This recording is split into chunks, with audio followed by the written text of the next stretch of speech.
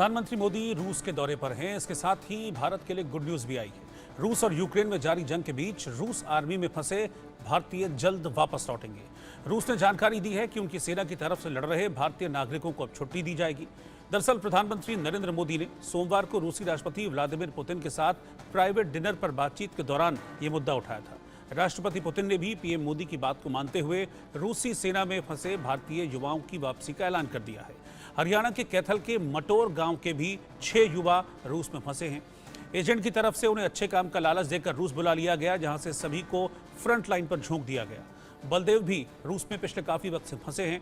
इस खबर के बाद उनका परिवार अब अपने बेटे बलदेव की जल्द वापसी की राह देख रहा है। बलदेव के परिवार से हमारे संवाददाता ने खास बातचीत की है इस खबर के बाद।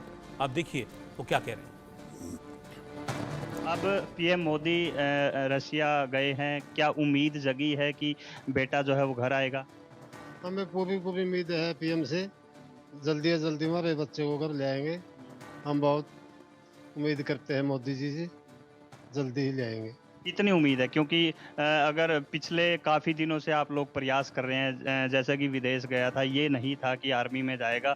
अब हर रोज़ दिल में एक भय रहता है कि एक वार में है, एक जंग में है। तो अब कितना दिल को सुकून मिला है कि हाँ, बेटा आएगा? ये मोदी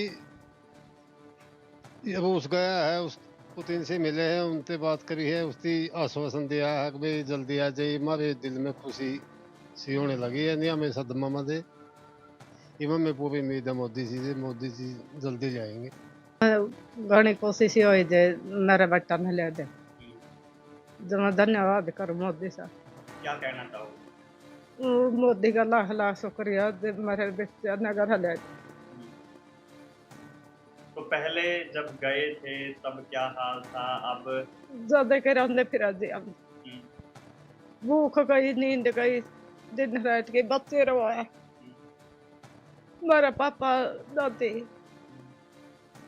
तो जब गया खुशी-खुशी भेजा था, लेकिन भेज कर पछताए?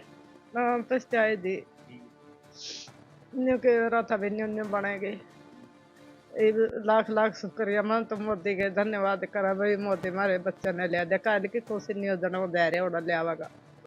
वो पहले एक दूसरे गांव से लड़का गया हुआ था जी। उस लड़के से उन दो दो लड़के गए उसके बाद मटोर गांव के। उनका संपर्क उस लड़के से हुआ।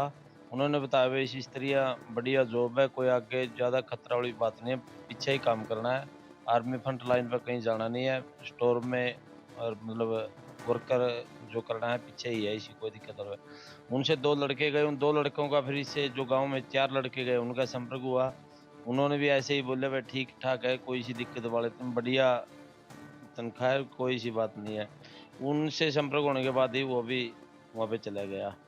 वहाँ पे जाने के बाद वो उनको जो आर्मी में लेके ना फ्रंट लाइन पे 10 दिन की ट्रेनिंग के बाद फ्रंट लाइन पे छोड़ दिया। तो आपको कैसे पता लगा कि वो फ्रंट लाइन पे भेज दिया? वो वहाँ पे जब फ्रंट लाइन पे गए थे उनको वहाँ से उनका कोई संपर्क नहीं था, ना उनके फ़ोन चलता ना कुछ भी होता था। उसके बाद वो जब वहाँ से उन्हें देखा बहुत ज़्यादा भयभीत हो गए थे, बहुत ज़्यादा लाशें देखी और बहुत ज़्यादा दिक्कत में थे। उसके बाद वो जब पीछे वापसी आए उन्हें वहाँ से वाईफ़ाई के ज़रिए कोई संपर्क फ़ोन से किया। उन्होंने बताया भई हम बहुत ज़्यादा यहाँ पे फँस गए हैं, किसी भी तरह करके ना हमको यहाँ से निकालें। उसके बाद हम डीसी साहब से मिले, एसडीएम साहब से मिले और धनखड़ साहब से मिले। अब थोड़े दिन पहले ही विदेश मंत्री के सेक्रेटरी से मिले। उसके बाद अब जो मोदी साहब है वहाँ पे गए और जयशंकर ने भी ट्वीट किया इसी उस पे। अब हमको उम्मीद है कि मोदी साहब वहाँ से हमारे बच्चों को सुरक्षित निकालें। अब जिस तरह से पीएम मोदी गए हैं, वहाँ के जो राष्ट्रपति हैं पुतिन, उनसे मुलाकात हुई है।